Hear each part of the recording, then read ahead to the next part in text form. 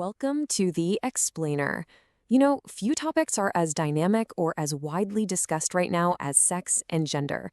Today, we're going to break down just how much our understanding of it all has evolved. All right, so here's how we're going to tackle this. We'll look at it from three different angles: the science, the law, and the culture. And then at the end, we'll pull all those threads together to see the big picture. Okay, first things first. Before we really dive in, we need to be on the same page with our terminology. We're going to use a key definition here from WPATH. That's the World Professional Association for Transgender Health. This will give us a solid foundation for everything else we talk about. All right, section 1. Let's start with the science. This is really where so much of the modern conversation gets its start, right? How our biological understanding itself is changing.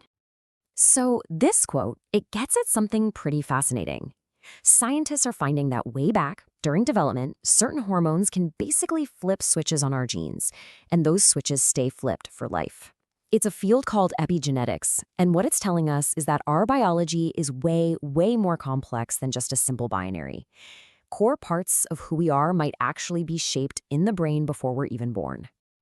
Okay, at first glance, 0.33% might not seem like a huge number, but, and this is the really interesting part, look at the data for Gen Z. It's way higher. And that's not just a random blip on a chart. It points to something much bigger, a huge societal shift. It suggests that with more visibility and, frankly, better language to describe their experiences, younger people just feel more able to express who they are. And, this shift we're seeing in the numbers, it's totally mirrored in how the medical world is approaching things. It used to be what they called a gatekeeping model. You basically had to convince a doctor. But now it's moved to a person-centered model. It's a total flip. The focus is now on informed consent and respecting that the individual knows themselves best. So, when you look at the latest standards of care, we're talking about things like WPATH's SOC8, that really builds on these modern principles.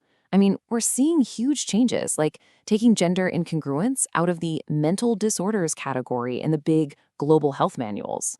It's all about looking at the whole person. And of course, rejecting any of those awful, harmful practices that try to change who someone is. Okay, so we've seen the science. Now, how does all this play out in our laws and institutions? To really get a handle on this, we're going to zoom in on a really important piece of U.S. law, Title IX. It's a perfect case study for how these legal frameworks can actually change and grow over time. When Title IX was passed way back in 1972, it was a pretty simple rule. But look at this timeline. Its meaning has just exploded over the years. And it wasn't some single big event. It was more like, well, one source calls it institutional leapfrogging. Think of it like a series of stepping stones. A court case here, new guidance there, each one building on the last to expand what the law actually covers. And this quote right here, it's the key. It's the legal logic that fueled so much of that growth. In this big case about women's sports, the court said something really profound. They said, you can't just wait for people to be interested. Nope. They argued that if you create the opportunity, the interest will follow. It's literally, if you build it, they will come. But for civil rights. Just a total game changer. And the impact of that? Oh, it was huge. Absolutely massive. It meant that universities couldn't just check a box and say they had a non-discrimination policy. They now had to actively build women's sports programs. They had to recruit, offer scholarships, and aim for real equality. It completely reshaped college sports in the U.S. But here's the thing. All these legal fights, they weren't happening in a bubble, right? They were happening because the culture was already shifting. A broader conversation was bubbling up, challenging all those old norms. So for our next section, let's look at how the social scripts themselves were being rewritten. So, in the 90s, you get what's called third wave feminism, and it kind of changes the game. It wasn't just about legal equality anymore. The focus broadened to tackle really tough issues like violence and sexuality, and it put a huge emphasis on individual expression. It was much less about having one single playbook, and a lot more about embracing the messy, complex reality of identity. And art and culture became these really powerful tools to do that. And this is a perfect example of that kind of thinking in action. You take two things that on the surface look like complete opposites, a hijab and a belly shirt. But from this new perspective, you could argue they're actually doing something similar. Both could be seen as powerful, personal acts of resistance, just pushing back against different kinds of societal pressure. It's all about agency and reclaiming your own narrative.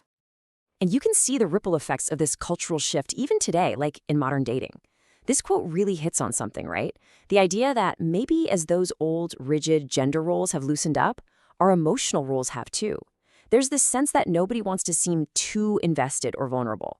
You know, that whole idea of being cool and detached, it's almost like vulnerability, which used to be coded as feminine, is now something everyone's a little bit afraid of. All right, so we've looked at the science, the law, and the culture. Let's pull it all together. What's the big picture here? And this is probably the most important takeaway. None of these things are happening in isolation. They are all interconnected. Think of it like a feedback loop.